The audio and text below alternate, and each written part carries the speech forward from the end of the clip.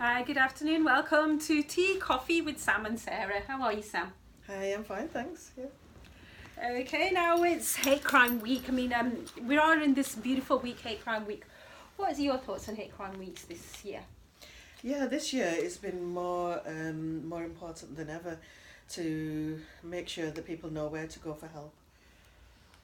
And I think that's something that in the past hasn't been that clear, so people don't know which is hate crime and which is crime itself. So, to report centres. Yes. So safe places where people can go. Well, me myself personally, I live in and around Manchester, and hate crime.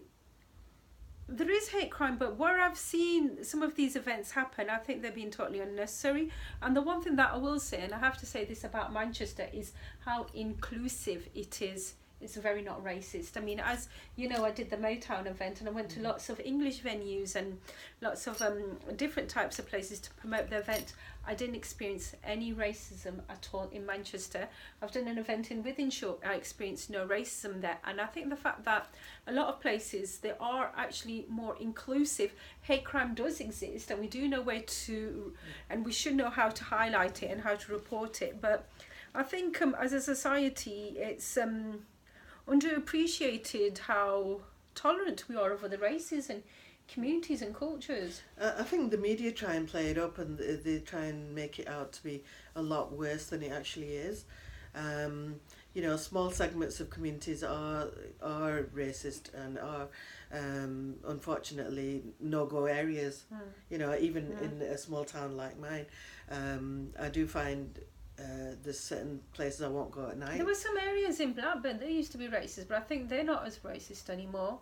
I think a lot of work's been done. Yeah, there's a lot of places that I go to now where it's like sometimes I get told, oh, you're going to be okay, you're going to be okay. I've always been okay everywhere I go.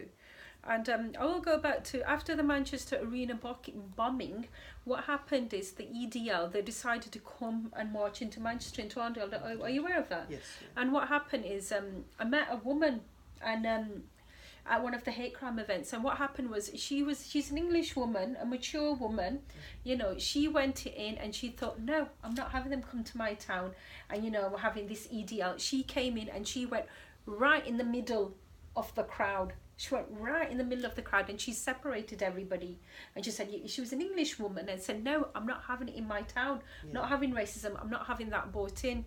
Now I myself, as a lot of people, I do have English family, and they've always been very supportive, and I do have English and black friends, and whenever there's a terrorist attack, the first thing they'll say to me is, are you okay?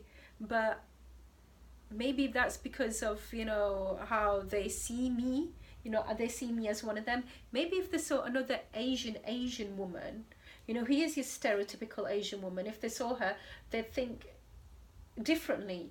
They wouldn't maybe they'd target her where they're supporting me. Yeah, I think it makes a difference about the way you speak as well. If you have that demeanour about you, that you're welcoming and you say hello to people, greet them. I think you've got to break down barriers, and I think integrate. I feel like I break down the barrier first. I always make the effort. I always be the first person to go and reach out and to give help wherever I can. And I think the Manchester MEN Arena attack really brought out the best in Asians, in all humanity. Yeah, absolutely. And I didn't apologise. I know people were looking for people to apologise and say, you're sorry. I did condone it and I did say that it was a terrible thing that happened, but I didn't do it. Do you know what I mean? We've no attachment to that. No. I mean, and it's nothing to do with us. I mean, we're saddened. Absolutely. We're absolutely saddened. I met the victims of, there's a Stockport lad. I mean, I went to at Christmas. I met his mum, and I was a bit apprehensive because my surname's Ahmed, and I met her and I went, hi. I said, my name's Sarah Ahmed.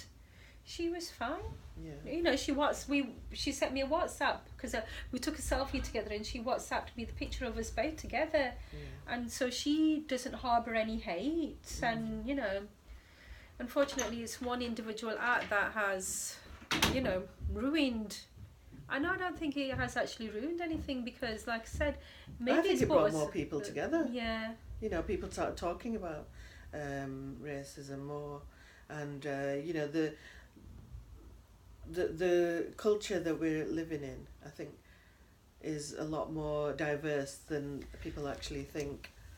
Well, I went to quite a few hate crime events. One of the hate crime events I went was at a community centre, and the room was in an area that has a lot of Bengali ladies in it, lots of beautiful Bengali ladies. And there was three speakers, and they were speaking in English. Mm-hmm. And I'm thinking, where's the interpreter? Because they had a room full of Bengali women and some elderly Bengali women. It came with a free lunch. They had a room full of Bengali women. Yeah. And some elderly Bengali women. There was no interpreter, and they were talking about race, hate crime. I'm thinking these women will never see any other race but their own.